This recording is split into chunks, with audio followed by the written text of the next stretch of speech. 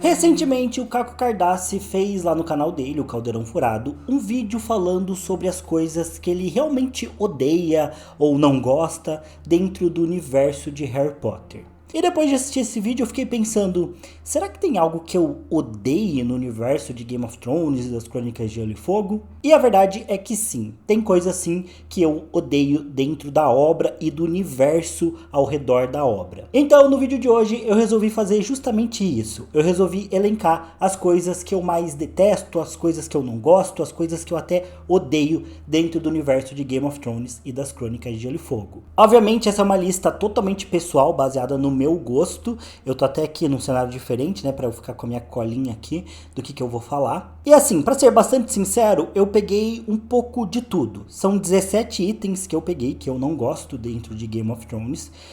Que vão desde coisas que eu não gosto, coisas que me deixam chateado, coisas que me frustram, a coisas que eu realmente odeio.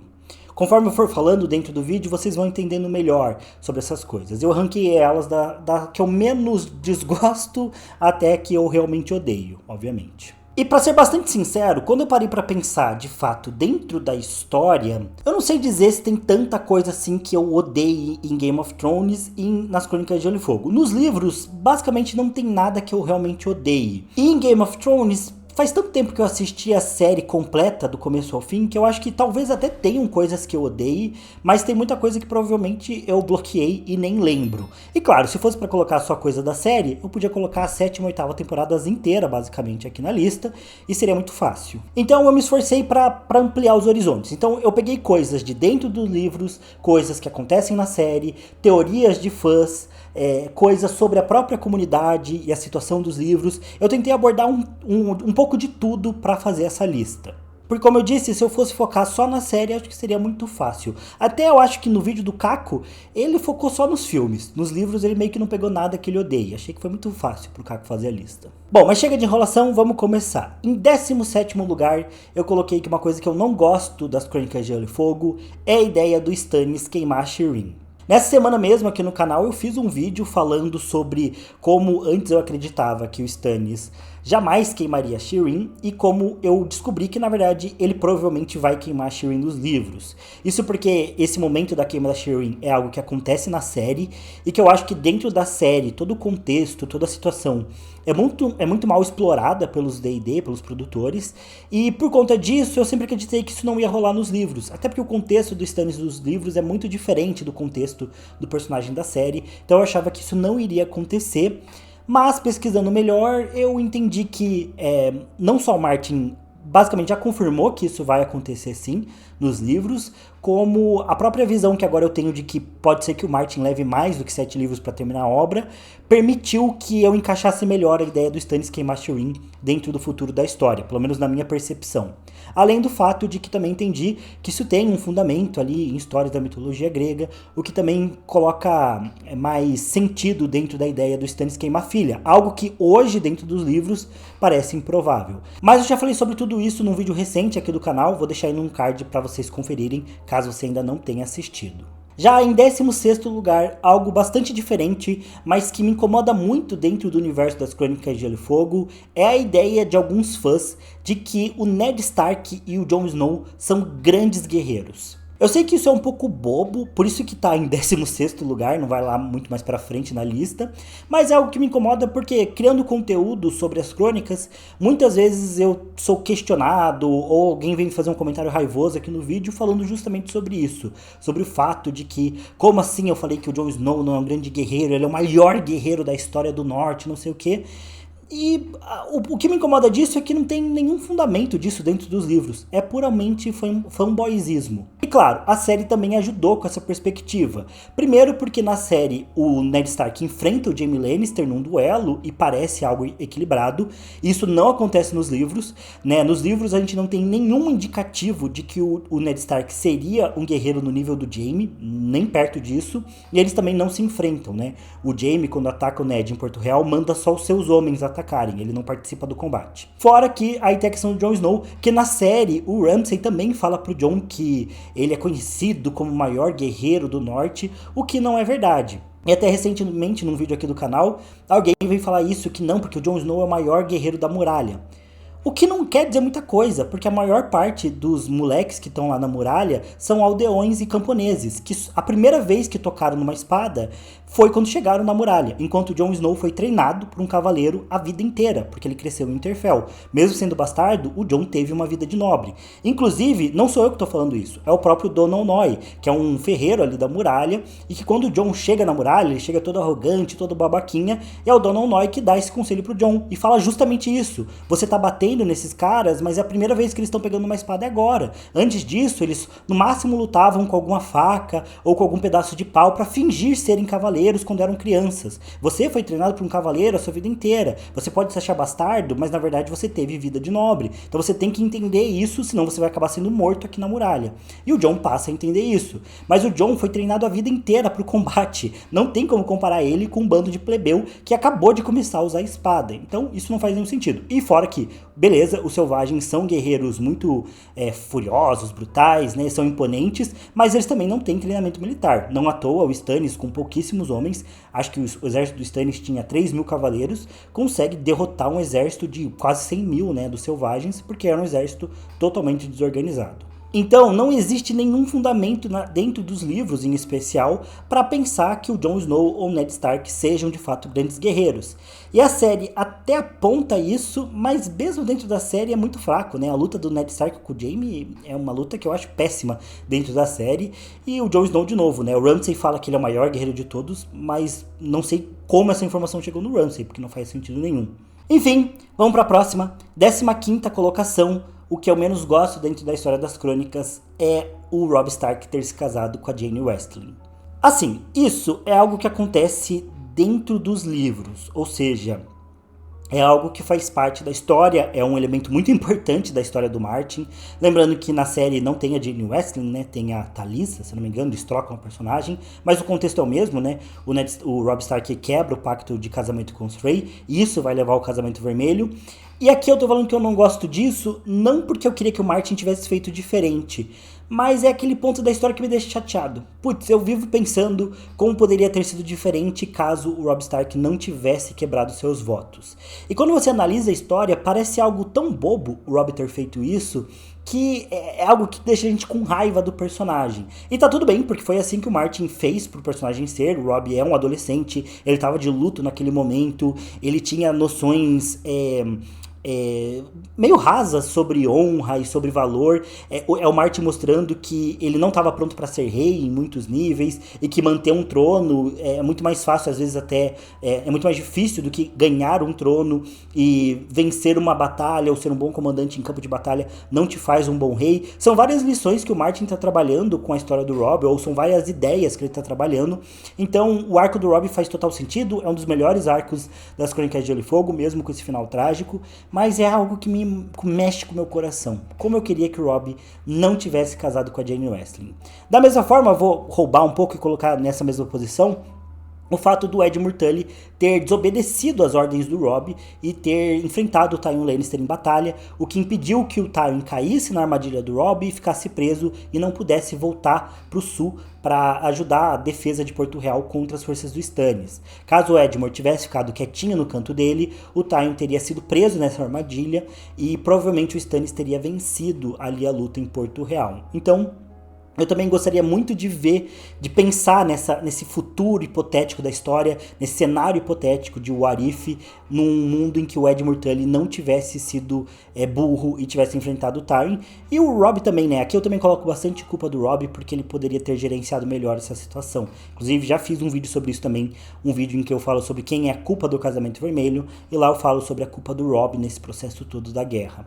Em 14ª posição, eu vou colocar aqui a falta de informação sobre os outros. Aqui é um detalhe talvez mais polêmico, a primeira polêmica dentro da lista, que é o fato de que o George R. R. Martin, dentro dos livros, por mais que tenha estabelecido de muitas formas que os outros e a Longa Noite são a principal ameaça desse mundo e o maior problema que os personagens vão enfrentar, por outro lado, ele até agora quase não deu informação pra gente sobre os outros. E isso me chateia porque eu particularmente gostaria muito de ter mais informações sobre eles, entender melhor o propósito dos outros, entender melhor de onde eles vieram, o que eles realmente querem. Eles são uma raça diferente, eles são humanoides, eles foram criados pelos deuses antigos, pelos Filhos da Floresta, como é em Game of Thrones. Qual é a verdadeira origem dos White Walkers, dos outros? Quais são seus verdadeiros objetivos? Por que eles só começaram a atacar agora, no começo da história? Por que esperaram 8.000 anos para tentar atacar novamente? São eles que trazem o inverno ou o inverno traz eles? Enfim, são várias dúvidas que eu tenho e que eu acho que várias delas talvez nunca sejam respondidas. E não porque o George R. R. Martin nunca vai terminar de escrever os livros, mas porque eu acho que talvez ele não tenha intenção de dar todas as respostas sobre os outros. Isso porque faz parte, talvez, de construir um cenário onde os outros sempre se mantenham como essa ameaça. Dentro da criação de histórias de terror, mistério e suspense, é muito comum que não se dê muitas informações sobre o inimigo ou sobre o mal que está atacando aquela história, aquele mundo, justamente porque isso torna muito mais ameaçador. Quando a gente não vê o monstro, quando a gente não vê o inimigo dentro de uma história, a gente fica com muito mais medo dele, porque a gente não sabe o que esperar, a gente não sabe o que é.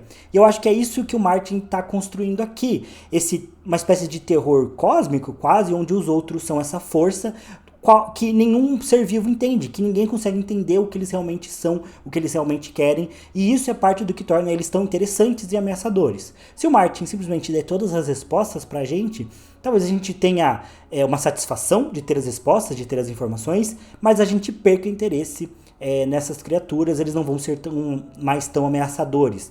Até na série isso aconteceu pra mim, pra falar bem a verdade. Quando a gente tem aquela cena do Bran vendo a Folha, a Filha da Floresta, criando o Rei da Noite, algo que foi criado só pra série de fato, aquilo me diminui o impacto do Rei da Noite, pensar que ele foi um humano um dia, não sei, faz com que ele não pareça mais tão ameaçador.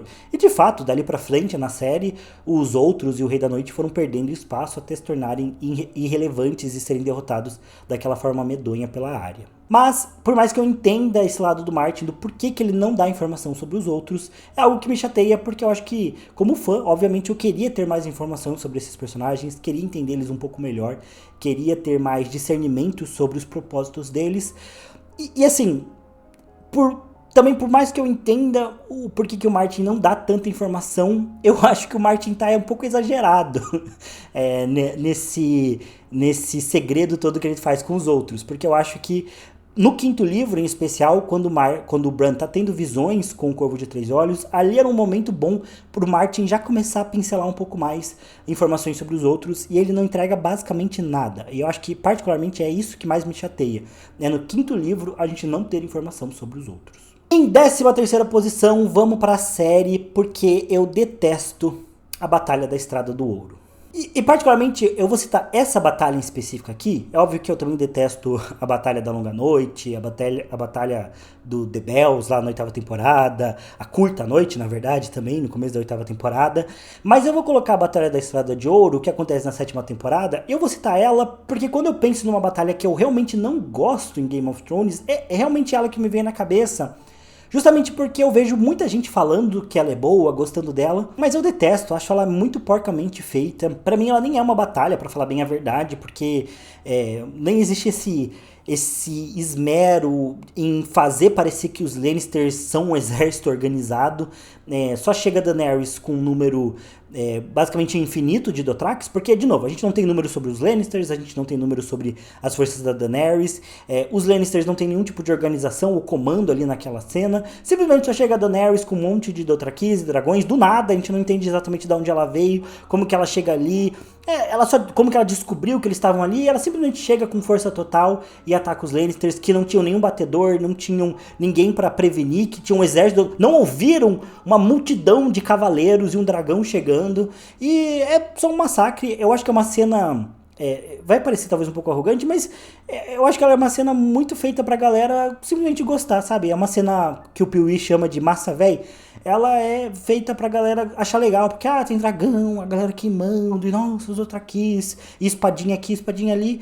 Mas eu acho que essa cena pra mim já reflete muito de como Game of Thrones já tava perdido nesse momento. Porque ela não tem contexto, ela não tem lógica, ela não tem preparação. Comparem essa batalha da Estrada do Ouro com a Batalha da Alga Negra. toda a construção, o contexto, mesmo dentro de Game of Thrones, toda a simbologia, o significado. É uma batalha muito fraca. Eu acho que a última batalha boa é a Batalha dos Bastardos, que por mais que também tenha os seus defeitos, ela foi muito melhor construída, muito melhor trabalhada. Mesmo dentro da série a gente entende a lógica por trás da batalha, os objetivos, a gente entende um pouco dos números da batalha, ela é muito mais inteligente, muito mais bem construída do que a Batalha da Estrada do Ouro, e é por isso que eu não gosto dela. E já que estamos falando em batalha, em 12ª posição, eu vou citar as batalhas que foram cortadas de Game of Thrones. E aqui tem 2 pontos. De fato, em Game of Thrones, nos livros, na verdade, das crônicas, muitas batalhas são relatadas pra gente, como a batalha de Cruz-a-Boi, que é uma batalha importante que o Robb vence lá nas Terras Ocidentais e que a gente não vê ela acontecendo, a gente só recebe as informações sobre a vitória do Robb. E beleza, em Game of Thrones essa batalha também não é mostrada, a gente só tem as informações. Mas dentro dos livros tem batalhas que são mostradas da Guerra dos Cinco Reis. Muitas batalhas são mostradas, inclusive. Algumas delas são mostradas pela visão da Catelyn Stark, que não está participando ativamente do combate, mas está vendo à distância a batalha acontecer, como acontece na Batalha do Bosque dos Murmúrios e na própria batalha ali do Val Rubi, onde o Edmure Tully impede que o Tyrion Lannister volte para as Terras Ocidentais. São batalhas que são vistas pelo ponto de vista da Catelyn à distância. Mas Game of Thrones foi lá e cortou tudo isso. Inclusive cortou batalhas que o Tyrion participa, como a Batalha do Ramo Verde, que é a primeira batalha que a gente vê dentro das crônicas e é uma das melhores. É uma descrição incrível da visão do Tyrion participando da batalha, de toda a descrição, tanto militar quanto do campo de batalha, do sentimento dos guerreiros. E lá em Game of Thrones, eles simplesmente cortaram essa batalha, fizeram o Tyrion desmaiar, porque eles tinham acabado com todo o orçamento para aquela temporada, e aí eles não conseguiram gravar cenas de batalha. Parabéns, D&D, ótimo trabalho que vocês fizeram. E eu não gosto disso, primeiro porque eu queria muito ter visto essa batalha sendo mostrada. É uma batalha mais simples, em menor escala, mas extremamente importante para a história. É uma batalha fundamental da narrativa e que tinha que ter sido mostrada. Fora que eu acho também uma injustiça com o personagem do Tyrion, porque faz parecer que ele é um idiota, já que ele bate a cabeça no começo da batalha e fica desacordado. Sendo que a Batalha do Ramo Verde é muito legal para mostrar todo o valor do Tyrion como guerreiro, por mais que ele fosse um anão. Pô, o Tyrion manda muito bem, ele sai por aí lutando, ele enfrenta os inimigos, ele não tem medo. É muito legal de ver o Tyrion descrevendo a batalha, tanto a Batalha da Água Negra, que ele participa, quanto a Batalha do Ramo Verde, quanto nas lutas, quando tá subindo lá na estrada de altitude para ir pro Vale de Arryn. Então, pra mim, fez muita falta e detesto o fato de Game of Thrones ter cortado essas batalhas e detesto ainda mais ser por questão de orçamento. Aí eu acho um mau gerenciamento e algo desprezível dentro da série o fato dos D&D terem acabado com o dinheiro antes de poder gravar cenas tão importantes como a Batalha do Ramo Verde. E falando ainda sobre problemas da série, em 11º lugar eu coloquei o arco da Sansa, em especial a Jeyne Poole ter sido substituída pela Sansa em Game of Thrones. Quem lê os livros sabe que quem casa com Ramsay dentro dos livros não é a Sansa, e sim a Jeyne Poole, que era uma amiga da Sansa, que casa com Ramsay fingindo ser a Arya Stark. Isso é muito significativo porque nos livros a gente tem essa personagem a mais, que é a Jeyne Poole, que pode ter uma importância ainda para a história e que traz outro significado para esse relacionamento com o Ramsay, para a posição do Theon Greyjoy. Como também a gente, dentro dos livros, vai ter outro arco da Sansa. Enquanto em Game of Thrones, eles resumiram a personagem a ser essa eterna esposa de caras maus e psicopatas. E isso reduz muito o arco da Sansa, porque enquanto a gente espera nos livros que a Sansa vá crescer como personagem dentro do Vale, e possa chegar até o momento em que ela entenda a vilania do Mindinho e possa se tornar de fato uma jogadora do Jogo dos Tronos, na série eles reduziram a personagem, essa esposa que vai só sofrer, e depois lá pra frente eles fizeram assim e de repente a Sansa é a mastermind do Jogo dos Tronos, que se torna rainha no final da história, porque olha, meu Deus, como ela é foda, porque ela sofreu muito, então ela aprendeu. Só que não tem desenvolvimento nenhum, eles só se baseiam nessa ideia de como ela sofreu muito, ela amadureceu, o que não é nem um pouco verdade, né? E é um pouco triste, porque existem muitas vezes em que Hollywood faz isso, resume personagens femininas a esse arco de elas têm que sofrer muito, e especialmente violência sexual, para que daí elas amadureçam ou tenham alguma utilidade para dentro da história. Eu acho um crime que eles fizeram isso com a Sansa. Isso faz com que dentro da série a gente tenha pouco apreço pela Sansa. Claro que tem o lado dela do passado, dos erros que ela já cometeu nas temporadas anteriores, nos livros anteriores, mas nos livros a gente tem essa esperança de que ela melhore, a gente entende mais os sentimentos da Sansa e as expectativas que ela tem. Enquanto na série eles simplesmente resumiram o arco dela a algo muito mais genérico e sem propósito. E claro, fizeram isso com basicamente todos os personagens a partir da 5ª temporada, mas a Sansa eu acho que é uma das decisões mais podres que eles tomaram na narrativa foi ter feito ela se casar com o Ramsay. Claramente eles não tinham intenção nenhuma de expandir a história naquele momento ou de continuar trabalhando bem a história, por isso eles já foram cortando os arcos de personagem, resumindo tudo, e pra mim isso foi um crime também que a história cometeu.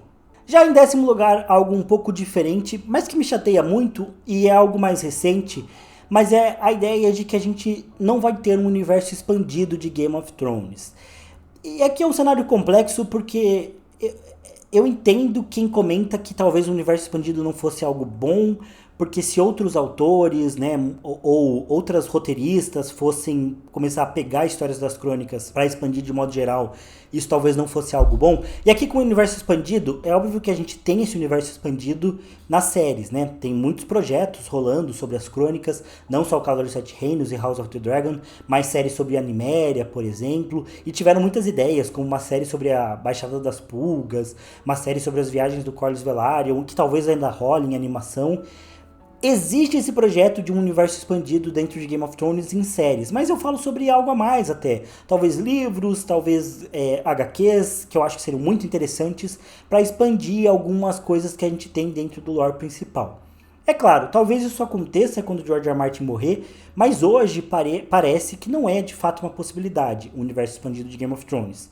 Mas eu acho que seria muito legal. A gente tem o jogo também, da Estrada do Rei, que de certa forma faz um pouco disso, mas enfim, eu acho que Game of Thrones se beneficiaria de um universo expandido. Não sei se é porque eu sou criador de conteúdo e às vezes eu invejo um criador de conteúdo de Star Wars que tem todo o universo expandido para trabalhar, ou às vezes alguns animes e mangás que também tem outros criadores, ou o criador original da obra acaba criando séries e spin-offs com muita frequência, o que permite uma expansão, mas é algo que, não sei se é como criador de conteúdo ou como fã das crônicas, ou os dois, mas eu gostaria de ter um universo expandido de Game of Thrones, especialmente em HQs. Eu acho que HQ seria um cenário ideal para a gente ter bons autores que poderiam ter autorização para procurar dentro da obra do Martin ideias e pautas para eles trabalharem melhor. Porque com a HQ o orçamento não seria tanto um problema como é com uma série,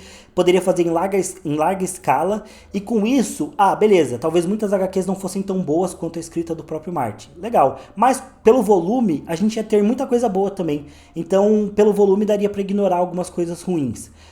Eu não gosto da ideia de com livros alguém terminar a história do Martin. Eu, particularmente, não acredito que isso vai acontecer e não sou fã dessa ideia, mas pensar em autores, após o Martin falecer, ou mesmo em vida o Martin permitir isso, que pegassem pautas como A Chai das Sombras, ou as próprias viagens de Corlys Velaryon, as guerras de Niméria, e trabalhassem isso dentro de spin-offs em HQs, é algo que eu acharia bem legal. Ou mesmo em animações, mas animações também tem questão de orçamento, leva muito tempo. Para mim, HQ seria o ideal para trabalhar esse universo expandido das crônicas, que continuaria dentro da literatura, então não seria um absurdo pensar nessa expansão, mas seria algo para ter várias visões diferentes de dentro da obra, com caminhos distintos. Como o Martin colocou que a história tem muitos anos, tem 10 mil anos no universo das crônicas, pelo menos, daria para muitos autores trabalharem isso e trazerem pontos de vista diferentes e transformar o universo das crônicas em algo parecido com o que a gente tem com a DC, Marvel, até mesmo Star Wars, que tem muitas visões diferentes e uma linha cronológica bagunçada, mas divertida, para quem é fã de verdade, de ficar acompanhando, entendendo qual é a linha principal. Eu particularmente gosto disso, queria isso para as crônicas. E beleza, aqui a gente já entrou no top 10, vamos para a nona colocação, que aqui é onde as coisas começam a realmente me incomodar de verdade. E a partir daqui que realmente eu fico chateado. Até agora foram coisas mais básicas que me incomodam um pouco, me chateiam um pouco, mas não são coisas tão sérias. A partir de agora vamos falar sobre o que é mais pesado. Começando em nono lugar com o fato da Arianne Martell ter sido cortada de Game of Thrones. Bom, eu acho que qualquer um que acompanha o canal há algum tempo já me viu falando várias vezes sobre a Arianne Martell, é uma pauta constante aqui do canal. Porque é uma das minhas personagens favoritas das Crônicas de Gelo e Fogo. Eu gosto muito da Arianne, eu gosto do que ela simboliza dentro da história, eu gosto do perfil da personagem. Eu até falo com a Milena, às vezes, minha esposa, que eu acho que o ponto da Arianne é que ela é uma personagem que ela consegue cumprir o papel dela dentro e fora da história. É parecida com uma personagem que a gente vai falar mais pra frente. E o que eu quero dizer com isso? É o fato de que a Arianne nos livros é feita para ser uma personagem sedutora. E eu acho que isso funciona tão bem que ela se torna sedutora também pro leitor, para quem tá lendo o livro. Eu acho que ela é uma personagem muito convincente, mesmo que ela cometa os seus erros e os seus deslizes. A galera compara muito a Arianne com a Cersei, mas eu acho que por uma questão de como essas personagens foram escritas em momentos diferentes, em um contexto muito diferente, por mais que eu entenda a relação da Arianne com a Cersei, que também é uma personagem sedutora, mas eu acho que a Cersei é uma personagem que está decadente nos livros, e não falo isso em relação à idade dela, até porque os livros deixam claro que a Cersei é para ser a mulher mais bonita dos Sete Reinos e tudo mais. Mas eu acho que a Cersei, ela tá numa decadência moral muito forte e a gente não consegue mais ser convencido por essa sensualidade dela, até porque parece que a Cersei já tá perdendo muito o controle da situação e até mesmo de como ela consegue usar essa sensualidade. Porque a gente vê ela usando isso com tantos personagens diferentes também, em tantos contextos diferentes, que parece que já não funciona mais. Já a Arianne Martell, ela ainda não tá nessa fase da Cersei, ela não perdeu o controle. Então eu acho que, e até pelo contexto, a gente tem muito menos motivos para desgostar ou para desconfiar da Arianne Martell. Eu acho que até mesmo a ideia de sensualidade que era para funcionar na Cersei, para mim funciona na Arianne. Fora que ela é uma personagem que tá no contexto dornês, que eu gosto muito, mas especialmente por conta dessa questão de como a personagem trabalha a sensualidade, eu acho que ela funcionaria muito pra Game of Thrones. Eu acho que ela é uma personagem que fez falta, porque o arco de Dorne foi um saco, mas beleza, os produtores já estavam querendo cortar as coisas naquele momento, então eles cortaram a Arianne Martell. Mas é um personagem que eu gosto, é uma personagem interessante. Os diálogos dela com o Doran, com o pai dela, são muito interessantes. O dilema da Arianne, enquanto a Cersei tem esse dilema de vamos me substituir como rainha, e vai ser uma mulher que vai me substituir, ele parece que nunca faz sentido pra gente, porque é meio que o ciclo normal ali da realeza, certo? Você é rainha e você é esposa do rei, e quando o seu filho assumir o trono, vai ter outra rainha, que vai tomar o teu lugar, porque faz parte. É meio que um ciclo meio natural ali da monarquia. Então, quando a Cersei se ofende quando pensam que ela vai ser substituída por outra mulher, a gente vê uma certa vaidade nessa intenção da Cersei. Mas quando a Arianne Martell acha que vai ser substituída pelo Quentyn, isso é uma quebra do direito da Arianne Martell de ser herdeira, porque é a lei de Dorne. Então é muito mais justo a causa da Arianne do que da Cersei. É só um exemplo de como esses personagens têm elementos muito parecidos, mas o contexto é muito diferente, por isso que eu acho que pra mim a Arianne funciona. Fora de novo da questão pessoal de que eu gosto muito do arco de Dorne. Mas pra mim a Arianne era uma personagem que seria interessante ser trabalhada, como ela é meio ambígua também, seria legal de ver ela na série e essa discussão que ela poderia trazer pra série. Mas obviamente o arco de Dorne foi totalmente picotado dentro de Game of Thrones. E eu acho que coloco a Arianne aqui também pra simbolizar todo o estrago que foi feito em Dorne em Game of Thrones. Com certeza o pior arco da série, o que foi mais mutilado, maltratado. Então tá aqui também como forma de protesto ao que os D&D fizeram. Já em oitavo lugar, ainda falando sobre os Martell, mas agora focando nos livros, é um certo medo que eu tenho. E se isso acontecer, eu vou ficar bem chateado. Mas é com a ideia do plano dos Martell não darem nada nos livros. Pra mim, eu gosto muito do Doran Martell. Ele é um personagem foda, o que ele fala pra Arianne, os planos que ele faz, o plano dele com o Oberyn, o plano do Quentyn de casar com a Daenerys, o pacto secreto com o Targaryen. Todo o contexto de Dorne é muito foda. Eu acho que Dorne é o lugar mais foda das crônicas de Westeros. É a família que eu mais gosto. Eu acho que tem muitos elementos que fazem com que toda a história dos Martell durante a dinastia Targaryen seja muito épica, muito marcante. Então, quando a gente chega ali no quarto livro, no quinto livro, descobre que o Doran Martell não é um cara fraco, simplesmente, que quer perdoar todos os pecados dos Lannisters, mas é um cara que quer construir um plano de vingança complexo e que abranja uma vingança total, né, que até coloque de novo os Martell no Trono de Ferro, ao lado dos Targaryen. Eu acho isso tudo muito foda. Quando ele fala que o Oberyn era a víbora, mas que ele é a grama que esconde a víbora. Discurso foda. No discurso, os Martell são ótimos. E até nas intenções, eu gosto muito dos planos deles. Mas eu tenho um certo receio, um certo medo de que o plano dos Martell não dê em nada. Porque parece difícil pensar num futuro pra eles. O Quentyn Martell morreu. O Oberyn Martell morreu. A Arianne Martell parece que vai casar com o Jovem Griff. Mas será que o Jovem Griff vai conseguir retomar o Trono de Ferro?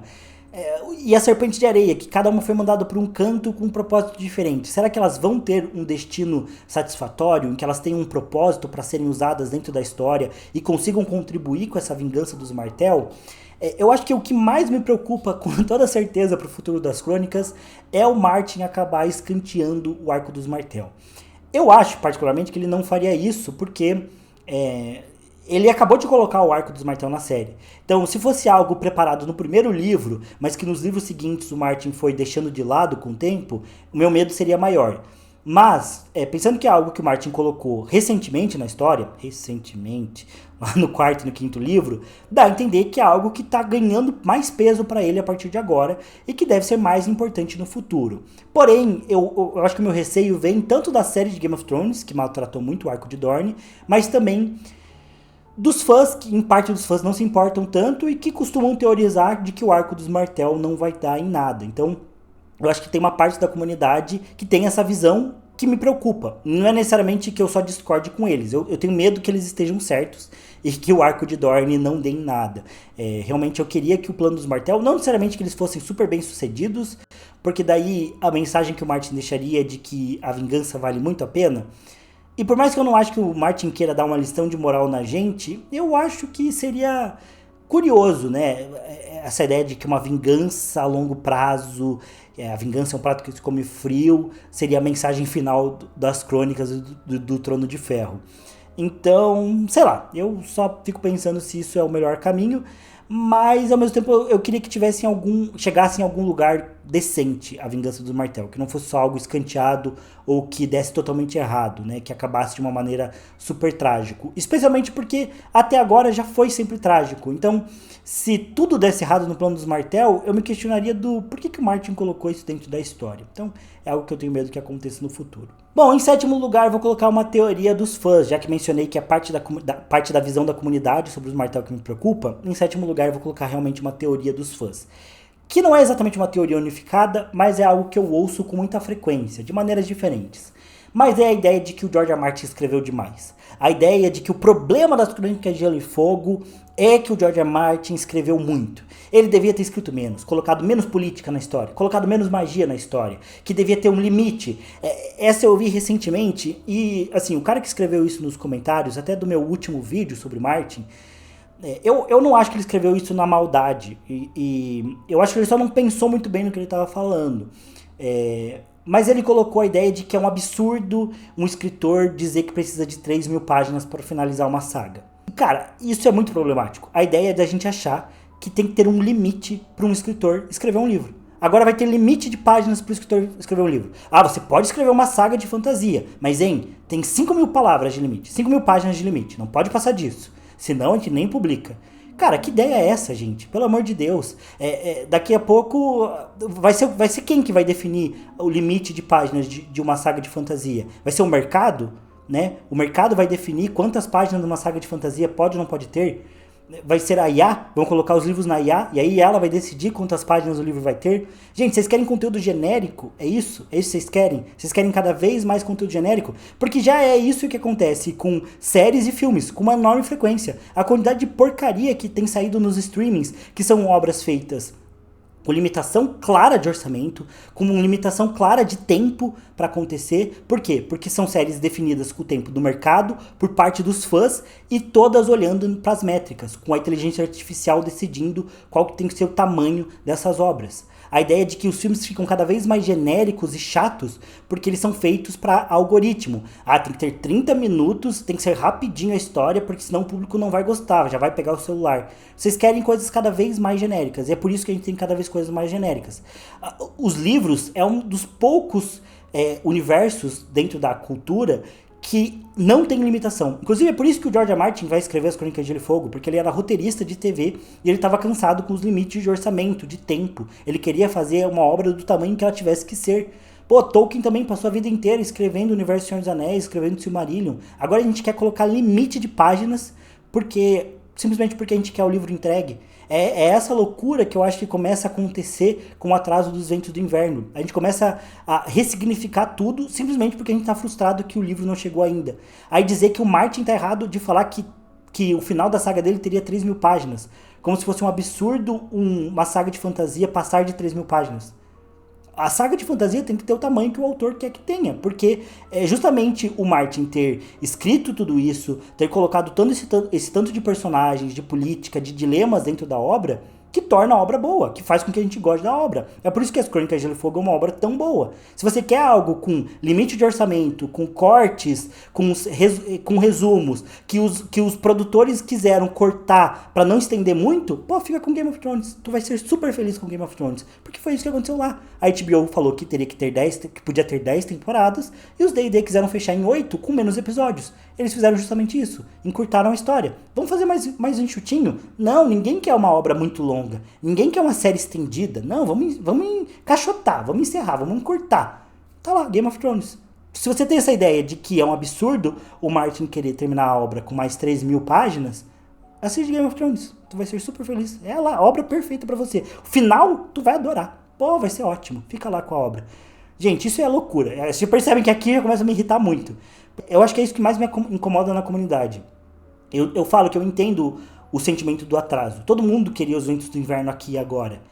Mas essas ressignificações que a galera começa a ter beiram a loucura. Beiram a loucura mesmo. É impressionante como o fato da pessoa querer o livro e não ter ele agora faz ela começar a ressignificar a vida inteira dela. Ela começa a mudar tudo. O George R. Martin, que era um ótimo autor, vira um péssimo autor. Game of Thrones, às vezes, começa a ficar bom. Porque eles terminaram, pelo menos, o George R. Martin não. Então, tudo que Game of Thrones fez foi justo. Inclusive, tem esse comentário de que a culpa de Game of Thrones ser ruim é do George R. Martin. Porque ele deveria ter terminado o livro antes. Não é incompetência dos D&D. Então, assim, a galera começa a ir pra um caminho que eu acho loucura, assim. É bizarro. Mas também, internet, né? Enfim, em sexto lugar, falando de HBO, a coisa que mais me irrita é a necessidade de uma heroína. Aqui falando especificamente em House of the Dragon, onde a gente vê isso acontecendo com a Rhaenyra. Eu já falei isso muitas vezes, tem muitos vídeos aqui no canal de eu analisando episódio por episódio da segunda temporada de House of the Dragon, analisando posteriormente a temporada. Eu tenho um vídeo só sobre isso, sobre como a HBO estragou a Rhaenyra dentro da série. Então eu tenho muitos vídeos falando sobre esse assunto, não vou me estender muito aqui. Mas o fato é que é uma coisa que eu detesto e é algo que parece muito comum. Aqui eu vou ter que concordar com a galera que fala que isso é um pouco de culpa da galera mais progressista. Eu sou uma pessoa progressista, estou do lado dos progressistas, sempre estive. É claro que existe diferença entre você ser uma pessoa progressista na vida real, que se importa com pautas reais e consegue racionalizar as coisas, e você ser um militante chato de Twitter, muitas vezes um adolescente que não sabe porra nenhuma da vida. Mas o fato é que por muito tempo o cinema e as séries trabalharam muito mal personagens femininas, né? Elas são muito coadjuvantes, muito mal exploradas, muitas vezes são sexualizadas, viram apenas fetiches ou acessórios para a história.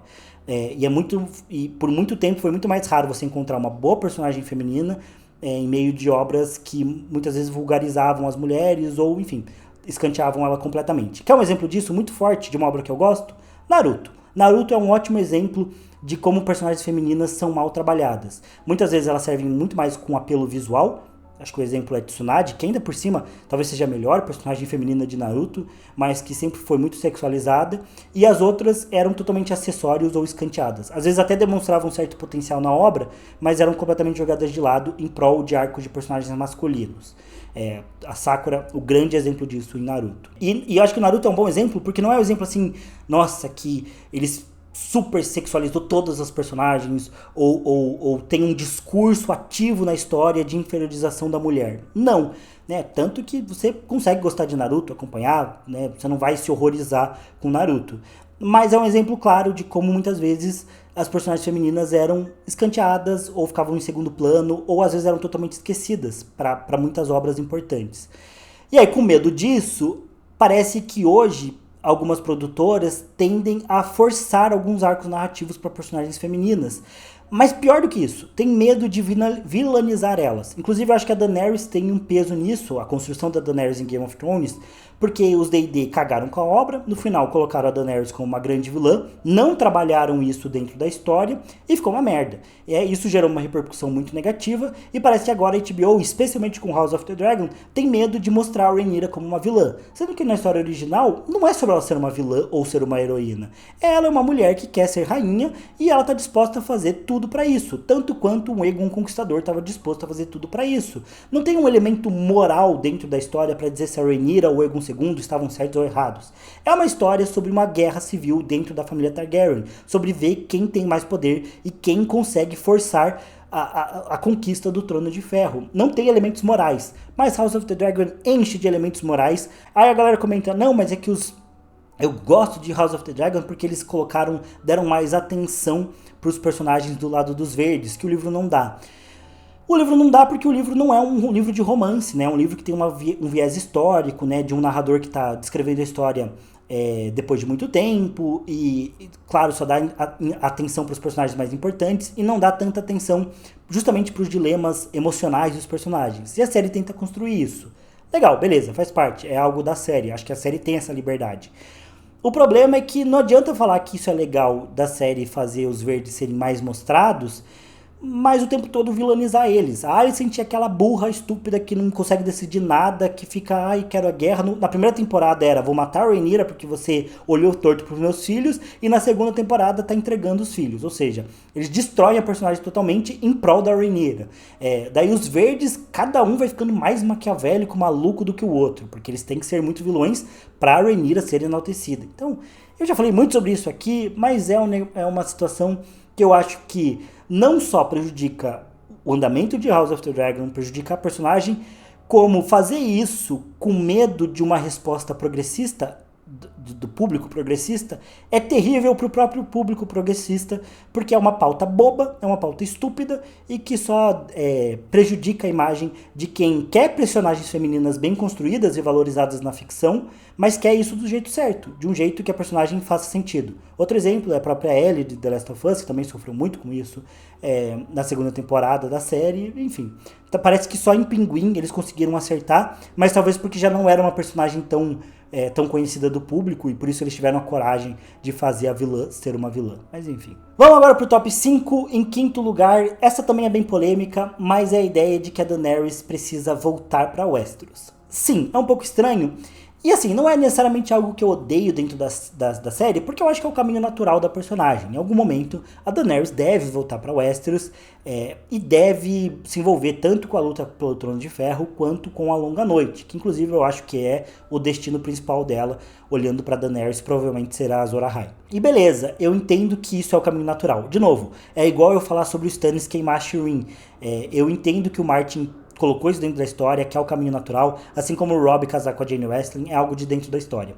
Mas eu acho que me chateia um pouco, porque eu gosto muito do arco da Daenerys em Meereen. Gosto, acho que muito mais do que a média dos fãs. Tem muita gente que gosta, mas a maior parte dos fãs da comunidade parece querer que a Daenerys volte para Westeros o quanto antes. E eu não tenho essa visão. Eu queria que a Daenerys talvez ficasse em Essos. É que assim, não é que eu quero que a Daenerys fique em Essos, mas eu gosto muito do arco dela em Essos. Eu queria que o Martin tivesse todo o tempo do mundo para desenvolver o arco da Daenerys em Essos, sem nenhuma pressão dela ter que voltar para Westeros o quanto antes. Eu queria que a Daenerys continuasse o trabalho que ela tá fazendo. Eu gosto muito dos dilemas que a Daenerys passa. E eu tenho medo que, pelo último capítulo da Daenerys em A Dança dos Dragões, onde ela fica pensando que ela tentou ser a missa, que ela tentou fazer as pazes, mas que ela tem que ser o dragão, que ela tem que queimar tudo mesmo, Eu tenho medo de que ela vá por esse caminho e que isso simplifique muito a personagem. Porque pra mim a Daenerys é a personagem mais complexa das crônicas. Todos os dilemas morais que ela tem, toda a dificuldade que ela passa pra tentar fazer a paz em Meereen, eu adoro porque pra mim é o arco mais político das crônicas. É onde tem mais dilemas, é onde a gente vê mais as dificuldades de governar. A Daenerys tá numa terra que ela conquistou, mas que não é dela. Ela tem problemas externos, ela tem problemas internos. Ela odeia os inimigos dela, mas ela tem que fazer a paz porque ela não tem força pra combater eles totalmente na guerra. Existe uma série de dilemas que a Daenerys tem que enfrentar que mostram como o George R. R. Martin consegue desenvolver um cenário político complexo e tudo ali muito condensado no arco de Meereen. E eu queria muito ver mais disso. Não queria que a Daenerys resolvesse tudo simplesmente queimando todo mundo. É óbvio que eu sei que o Martin não vai fazer isso como foi em Game of Thrones, onde a Daenerys só aparece com o dragão, que até então ela não conseguia controlar, e de repente ela consegue controlar todos os dragões maravilhosamente bem, e vai chegar com o exército do Dothraki e acabar com tudo. Sei que vai ser mais complexo do que isso nos livros, mas me frustra um pouco saber que esse arco da Daenerys em Essos talvez esteja chegando perto do fim. Eu gostaria de ver mais porque é o meu arco favorito dentro da história. Então, não é uma questão que eu odeie a Daenerys ter que voltar para Westeros, mas é uma coisa que me chateia muito porque eu gosto muito do arco dela em Essos. Mas entendo totalmente que ela tem que voltar para Westeros, entendo que esse é o caminho dela, mas eu realmente gosto muito dela em Essos. Em quarto lugar, o que vocês acharam que estaria em primeiro lugar, fica a surpresa pra vocês. Rhaegar Targaryen. Com certeza é o que eu mais odeio nas Crônicas de Gelo e Fogo, mas eu acho que eu vou aproveitar esse momento pra explicar algo. Que não é que eu odeio o Rhaegar como personagem, no sentido de que eu não queria que ele estivesse dentro da história, ou que eu acho que ele é um personagem ruim. Gente, muito pelo contrário. O fato de eu odiar o Rhaegar profundamente dentro dos livros só prova o quanto eu considero ele um personagem maravilhoso dentro da história. Justamente porque ele é um personagem tão complexo, com tantas camadas, tão bem colocado dentro da trama, que tem um papel tão interessante dentro da obra, que o que esse personagem fez dentro da história faz com que eu odeie ele profundamente. E claro, eu acho que, assim como a Arianne Martell, que eu citei, que é uma personagem que é sedutora dentro dos livros, e pra mim ela se torna sedutora também pro leitor, o Rhaegar também faz esse trabalho. Eu sei que o Rhaegar tem um caminho ambíguo dentro da história. Ele serve justamente pra, na minha opinião, na minha visão, ele serve pra colocar um peso na história onde a gente vê esse cara, que seria o príncipe ideal, que seria o príncipe encantado, o príncipe perfeito dentro da obra, mas na verdade por atitudes totalmente mesquinhas e arrogantes, que não são narradas numa primeira pessoa, nem por ninguém próximo a ele, totalmente próximo a ele, que viu ele fazendo aquelas coisas, mas pelas informações que a gente tem, por questões mesquinhas, arrogantes e por luxúria, talvez, acabou colocando o reino em guerra e criou o fim da dinastia, acabou comprometendo toda a família. Eu acho que ele vem com essa dualidade, mas é justamente isso que traz pra mim esse peso de odiar tanto o Rhaegar, que pra mim é o fato dele ser um personagem bonito, atraente, o príncipe encantado dentro da história, faz com que os personagens de dentro da obra tenham uma visão mais simpática dele. Vejam ele não como o cara que abandonou a família, quebrou os votos e permitiu uma guerra brutal no reino que acabou com a dinastia Targaryen, mas como um romântico trágico, sabe? Um cara que amou tanto a Lyanna, que fez essa loucura de amor. Olha, coitadinho do Rhaegar, nem merecia tudo isso. E ignorem as coisas erradas que ele fez, porque ele era um príncipe tão encantado, pô, ele era tão perfeito pro trono, que vamos passar um pouco do pano pras coisas que ele fez. Ele cria isso nos personagens dentro da obra, e ele é tão bem feito nesse sentido, que ele faz isso com parte dos fãs também. Só que eu acho que os fãs tinham que enxergar justamente essa dualidade. Os fãs tinham que entender que o Martin tá brincando com eles quando cria o Rhaegar desse jeito. Mas a galera parece que não pensa às vezes criticamente e cai também no papo do Rhaegar. E é aquela coisa, o privilégio da beleza. Justamente o fato do Rhaegar ser descrito como trágico, bonito, forte. Nossa, ele tocava lira. Nossa, ele fazia poesia. Nossa, ele lutava melhor do que todo mundo. Faz com que as pessoas olhem mais pra isso, que é superficial, do que pras atitudes de fato que ele teve. E até mesmo coloquem em dúvida as atitudes. Falem, não, mas talvez não tenha sido isso. Que bom, um cara tão legal quanto o Rhaegar, será que ele ia fazer cagada? Ele deve ter os motivos dele. Mas a gente só pensa isso porque a gente tende a olhar diferente pra quem é mais bonito, pra quem tem mais dinheiro, pra quem tem mais recurso. A gente passa mais pano pra essa galera mesmo. Só que eu acho que o Rhaegar tá ali pra gente poder fazer essa crítica e a galera acaba caindo na própria armadilha que o Martin criou pros personagens das crônicas. É como a Arianne Martell, ele acaba seduzindo o leitor também. Só que no caso da Arianne, a gente tem a visão dela, a gente tem a primeira pessoa dela narrando a história. Primeira pessoa não, né? Mas a gente tem um ponto de vista dela. Ela tá envolvida em outro contexto no qual a gente tem as informações para julgar. Ela seduz, mas ela não é dúbia nesse sentido. A gente vê todas as intenções do que acontece com ela, então é bem diferente. Mas enfim, a galera cai no papinho do Rhaegar, e é isso que me irrita. Mas o personagem em si, ele é muito bem escrito dentro da obra, né? Não à toa ele tem esse efeito nas outras pessoas e causa esse ódio profundo em mim. E bom, agora chegando no top 3 de coisas que eu mais odeio, começando com o terceiro lugar, que é a teoria do Tyrion Targaryen. Eu também já tenho um vídeo aqui no canal falando só sobre essa teoria e por que eu discordo com ela totalmente. É um vídeo antigo aqui do canal, já deve ter uns 2 para 3 anos esse vídeo, mas eu acho que ele segue valendo porque eu acho que a minha opinião não mudou. Eu acho que essa teoria ela é muito forte em parte da comunidade, mas eu realmente detesto ela. Para mim, essa teoria sim, ela rasga a obra no meio. Para mim, ela ignora o significado de coisas muito importantes dentro da história, em especial dentro da história do Tyrion. O fato do Tyrion ser filho do Tyrion Lannister é extremamente importante pro arco do Tyrion, pro desenvolvimento do personagem. É quase que a moral da história do Tyrion, e do Tyrion. É o fato dele ser o filho mais parecido com o Tyrion, dele ser o filho com maior potencial para cumprir os planos que o Tyrion tinha, os sonhos que o Tyrion tinha para casa Lannister, mas o fato dele ser anão, o fato dele ter alguns defeitos, inclusive ao contraponto do Rhaegar. Se o Tyrion tivesse o mesmo comportamento, mas tivesse a aparência do Rhaegar, será que o Tyrion ia odiar ele? É esse o ponto da história do Tyrion também. O fato dele ter nascido anão, dele ter nascido diferente, dele ter nascido feio para esse mundo, defeituoso para esse mundo, isso faz com que o Tyrion automaticamente rejeite ele, mesmo ele sendo o filho perfeito. Ele é o contrário do Rhaegar. E também, na mesma pegada, do mesmo jeito que alguém vai romantizar o Rhaegar e vai perder o lado da crítica ao Rhaegar que a história traz, se você cria a teoria do Tyrion Targaryen, você também está romantizando a relação do Tyrion. Você está tirando todo esse arco profundo que tem da crítica do fato do Tyrion ser o filho perfeito do Tyrion, mas o fato dele ser anão faz com que ele seja renegado. Você está indo pro lado do Tyrion, porque você acredita que o Tyrion tem uma justificativa boa para renegar o Tyrion, porque o Tyrion quer a todo custo acreditar que ele, como um cara tão bom, tão perfeito, pô, eu sou o Tyrion Lannister, sou tão foda, jamais que eu criaria um anão, jamais que eu teria um filho defeituoso, um filho monstruoso. Eu não posso gerar uma criatura como essa. Ele renega o Tyrion porque ele acha que ele, como um ser maravilhoso que é, quase perfeito, que criou Cersei e Jaime, tão perfeitos também, ele jamais faria um monstro como o Tyrion. Então ele tem que ser um bastardo. Se você concorda com a teoria do Tyrion Targaryen, você tá indo pro lado do Tyrion. Também tá dando munição pro argumento do Tyrion de que ele é tão perfeito que ele não poderia fazer um filho defeituoso. Ele só faria filhos perfeitos. E que alguém, então, além de que a história trata isso, a ideia de que alguém defeituoso como Tyrion, alguém monstruoso como Tyrion, só poderia vir de um ato errado, como uma traição de casamento, como uma bastardia, ou como, né, um ato de abuso, né, que seria no caso se o rei Aerys tivesse tomado a Joanna Lannister, né, teria sido um abuso, né, que eu não vou usar outro termo aqui para o YouTube não me boicotar. Fora que você ainda vai cair nesse lado de que o Tyrion é protagonista e para ser protagonista dentro das Crônicas de Gelo e Fogo tem que ser Targaryen, porque os Targaryen são muito especiais. Então o Tyrion só pode ser de fato especial se ele for um Targaryen secreto. Como se a gente já não tivesse Jon Snow, que provavelmente é o Targaryen secreto, como se a gente não tivesse Jovem Griffin na história, que também acaba sendo um Targaryen secreto, mesmo que ele seja um Blackfyre. Então assim, já não tem Targaryen secreto demais na história? Você quer colocar o Tyrion também? Além de romper totalmente com a história do Tyrion, cagar na história, colocar o Tyrion como fruto de uma monstruosidade, por isso ele é um monstro, colocar a ideia do Tyrion de que ele não faria um filho defeituoso porque ele é muito foda. Além de concordar com tudo isso, você ainda quer colocar mais um Targaryen secreto na história? Por isso que a teoria do Tyrion Targaryen pra mim é péssima.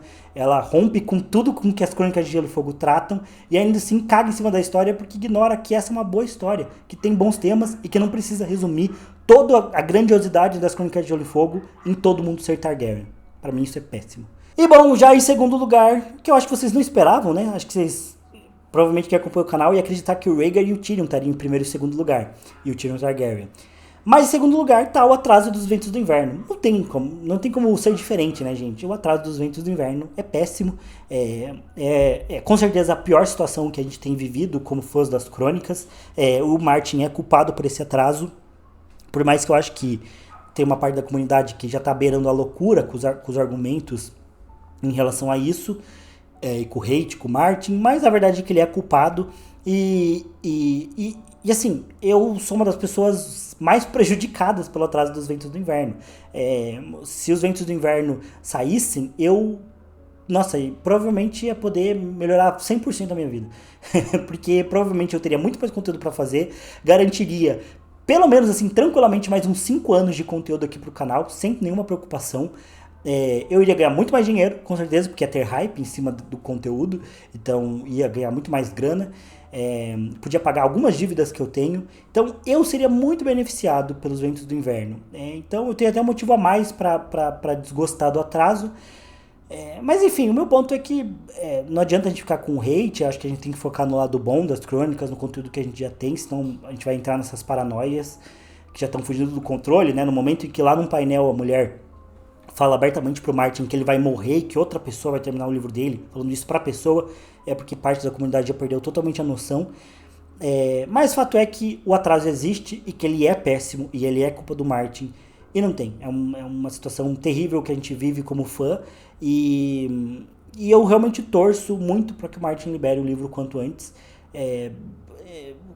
Pessoalmente faria muita diferença na minha vida. E tem dias que eu fico muito chateado pelo livro não estar aí, porque, enfim, sei o quão legal seria se o livro tivesse, sei o quão bem para mim faria. Então, pro canal, pro meu trabalho, sei o quanto isso seria bom pra comunidade. A gente tem tanta notícia ruim o tempo todo, tipo, sabe? Eu falo pra minha esposa que é curioso como a gente parece que as coisas ruins na vida, elas vêm numa proporção muito maior. É curioso pensar isso no mundo, né? Por que as coisas são assim? Porque às vezes parece que as coisas ruins vêm com muito mais frequência do que as coisas boas. E esse pra mim foi um ano muito ruim em muitos sentidos, e eu torço muito, né, acordo muitos dias torcendo para que seja o dia, né, que chegue os Ventos do Inverno, porque acho que seria um negócio que teria um impacto muito profundo na minha vida, não só financeiramente, mas emocionalmente também, porque é foda também ficar esperando tanto tempo por esse livro, e eu entendo a frustração de muita gente que tá muito mais tempo do que eu esperando. Então, enfim, eu acho que eu tô falando sentimentos aqui, e acho que a maior parte de vocês nem precisa que eu fale, né? Porque vocês também se sentem da mesma forma.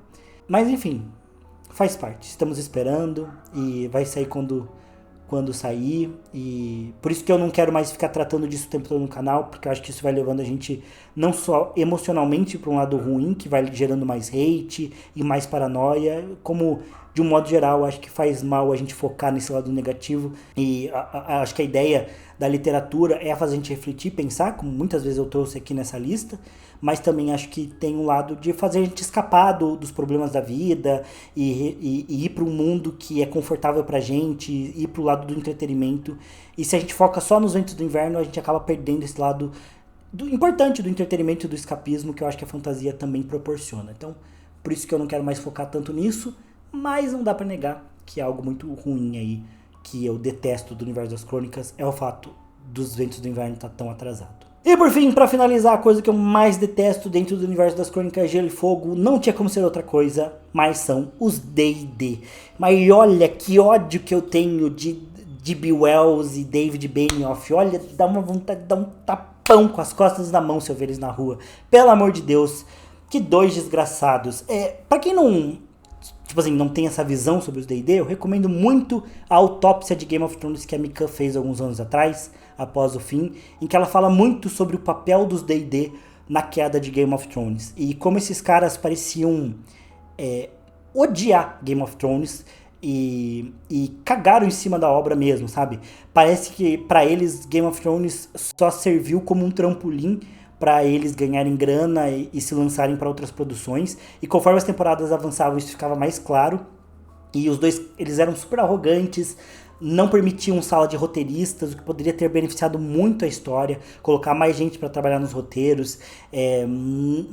Mesmo quando não queriam mais trabalhar com a obra, não cederam, porque acho que tinha uma arrogância de achar que só eles poderiam finalizar Game of Thrones. Aí fizeram aquela pataquada de acelerar a série. Estavam já marcados para trabalhar em outros projetos de Star Wars, e aí por isso aceleraram o final da série, porque só queriam se livrar. E eu acho assim que a gente fala muito sobre desrespeito com os fãs e tudo mais, quando alguma adaptação não vai bem. Mas eu particularmente não acho, mesmo quando, por exemplo, em House of the Dragon, eu não acho que o Ryan Condal queira desrespeitar os fãs quando faz uma decisão ruim em House of the Dragon. Eu não tenho essa visão sobre ele. Eu não acho que ele quer prejudicar os fãs ou cagar na cabeça dos fãs. Eu acho que ele quer colocar uma visão dele ali dentro da obra. Muitas vezes uma visão ruim, mas acho que tem muito mais a ver com isso. Ele querer colocar algo dele dentro da obra. Algo que o Martin já criticou nos livros, no blog dele. Mas eu acho que os D&D não. Os D&D, eles realmente quiseram cagar pros fãs. Acho que eles tinham o objetivo de desrespeitar mesmo a comunidade. Objetivo não, mas eu acho que pra eles era algo que tava dentro do que eles poderiam fazer. Tipo, vamos cagar pros fãs, vamos desrespeitar mesmo os fãs. Foda-se os fãs de Game of Thrones, foda-se a obra, a gente faz o que a gente quiser, a obra é nossa, a gente que manda aqui. E eles, enfim, tinham a maior série da história da TV nas mãos e parece que de propósito quiseram cagar com elas. Isso fica muito claro quando a gente vê as cenas dos atores lendo os roteiros, comentando em entrevistas antes da oitava temporada estrear. Claramente os próprios atores estavam totalmente desconfortáveis com as decisões que estavam sendo tomadas. E realmente eles cagaram com tudo mesmo. E parece que foi um pouco intencional. Parece que houve um certo prazer meio estranho dos D&D em cagarem com o final de Game of Thrones e fazerem as coisas da forma mais podre que eles poderiam ali nas temporadas finais. E por isso, ódio que eu tenho deles. Acho que Game of Thrones ainda segue como dentro da pauta da maior série de todos os tempos. Game of Thrones marcou muito, mudou como a gente vê as séries, a fantasia, mudou o mercado, mudou a visão do público. Fez com que muitos de nós, inclusive eu, começássemos a ler os livros e virássemos fãs da obra como um todo. Ela ainda tem um papel muito importante, mas eu acho que poderia ser muito mais. Podia ser muito mais se o final tivesse sido decente, tivesse sido bom. E eles cagaram com tudo. Eles tinham uma coisa única. Gente, a gente se reunia. Eu fui assistir o primeiro episódio de Game of Thrones da oitava temporada num bar. Eu não bebo. Eu não vou em bares. Eu odeio bares. Eu odeio gente amontoada num lugar. Eu fui num bar pra ver o primeiro episódio de Game of Thrones porque tinha esse momento da galera se reunir. Tem aquele vídeo que, assim, eu posso estar sendo muito bobo e não ser um vídeo real. Pode ser uma montagem. Mas eu acho que é um vídeo real, que é de um shopping em que estavam passando o episódio da longa noite de Game of Thrones e tem um monte de gente parada pra assistir. E claramente dá pra ver que tem umas senhorinhas assim que provavelmente nunca tinham assistido Game of Thrones antes, mas a galera realmente se reunia. Ver Game of Thrones era um evento. Eu lembro que na época ainda da TV a cabo, né, quando em 2018 ainda a HBO Go e a HBO Max eram fracas ainda, a galera ainda assistia muito mais pela TV a cabo. Eu lembro que os comerciais da TV eram com referência de Game of Thrones, algo que eu só costumo ver em época de Copa do Mundo. Ou na NFL tem, quando começa a temporada, os comerciais passam a ser da NFL ou da Copa do Mundo, mas é porque é um evento tão grande que outras séries não tem. Você não vê um monte de propaganda quer dizer, até hoje em dia vê mais, né, tipo séries como Stranger Things ainda gera um pouco disso porque tem muito hype, mas não era algo comum antes e Game of Thrones fazia isso, conseguia fazer com que todo o mercado paralelo quisesse atingir o público de Game of Thrones, porque sabia que era muita gente, que a galera se reunia pra assistir, era um clima de Copa do Mundo mesmo, que só GOT conseguia produzir e que nunca mais vai ter em partes, porque o final foi extremamente decepcionante. E os caras cagaram com... Eles tinham algo único nas mãos e eles cagaram com tudo. Então assim, ó. Tá BF neles, se eu ver eles pela rua. Vocês não passem por mim, D&D, ó. Que eu não respondo por mim. Mentira, gente. Sou da paz. É isso. Mas enfim, esse vídeo ficou muito mais longo do que eu gostaria que ele tivesse ficado. Ele tá com o dobro do tempo do que seria o ideal. Mas enfim, eu quis fazer, acho que foi legal falar sobre isso, desabafar aqui com vocês as coisas que eu não gosto do universo das Crônicas de Gelo e Fogo. Lembrando, muitas das coisas que eu trouxe aqui, eu até forcei um pouco pra poder colocar mais itens na lista, não vou mentir, porque eu achei que esse vídeo ia ficar muito curto. Mas eu esqueci que eu não calo a boca. Então, tem algumas coisas aqui que não são muito sérias, outras que são um pouco mais, que eu acho que são temas um pouco mais relevantes pra dentro da obra ou pra comunidade.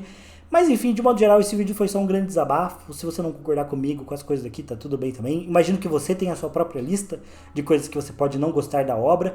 E lembrando que ver defeitos e criticar a obra não tem a ver com que você não é mais fã. Só tem a ver com o que você sabe pensar. Tem muitas vezes também aqui no canal que eu faço alguma crítica ao Martin ou à história, vejo algum defeito dentro da história, E a galera já começa a falar nos comentários que é porque eu tô frustrado com atrasos dentro do inverno, aí comecei a ver defeito no Martin. Não, é porque tem um defeito mesmo. E às vezes eu só não tinha enxergado porque eu tô fazendo a releitura agora com o Clube das Crônicas, aí cheguei num ponto que vi um defeito, ou que fiz um vídeo, teve algum comentário e eu percebi que tinha um defeito ali dentro da obra. Eu tô o tempo todo pensando nas Crônicas de Gelo e Fogo e isso faz com que às vezes eu mude meu ponto de vista sobre algum ponto da história, ou com que eu reveja algo, ou com que eu perceba um defeito que não tinha antes. Então, ver defeito não significa que você deixa de ser fã. Significa só que você sabe pensar criticamente, né? E nenhum dos defeitos que eu apontei diminui o meu amor pela obra. Inclusive, muitas vezes só me faz perceber o quanto eu gosto dessa história, porque se eu odiasse Game of Thrones, eu com certeza não ia me importar com os D&D. Mas é o fato de eu amar essa obra que realmente o que os D&D fizeram me tira do sério. Mas é isso, deixa nos comentários o que você acha desse vídeo, qual é a sua lista de coisas que você odeia das crônicas. Eu vou estar lendo tudo, respondendo o que eu puder. Também não esqueça de se inscrever no canal, caso você ainda não seja inscrito, que eu vejo vocês no próximo vídeo. Valeu, falou e até mais.